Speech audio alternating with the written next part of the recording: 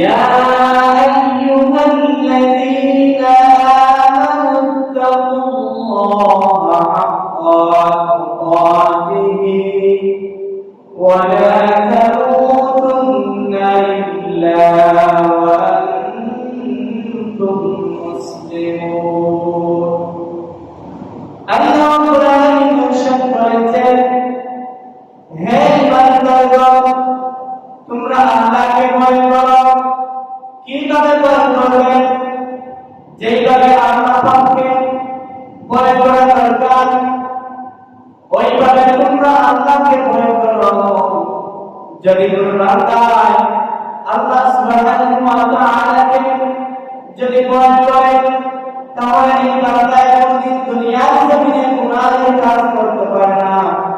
কারণ হলো সে আল্লাহওয়ালা নয়। যদি কোনো বান্দা গুনাহের কাজ করে এবং আল্লাহর কাছে তওবা করে, আল্লাহ সুবহানাহু ওয়া তাআলা ওই বান্দাকে মাফ করে দিবেন। যদি ওই বান্দা গুনাহের মধ্যে যদি কোনো শিরকের গুনাহ পাওয়া যায় না, আল্লাহ তাআলা কুরআন কারীমে বলেন, ইন্নাশ শিরকা লাযুলমুন আযীম। যদি কোনো বান্দা শিরকের মতো গুনাহ করে না,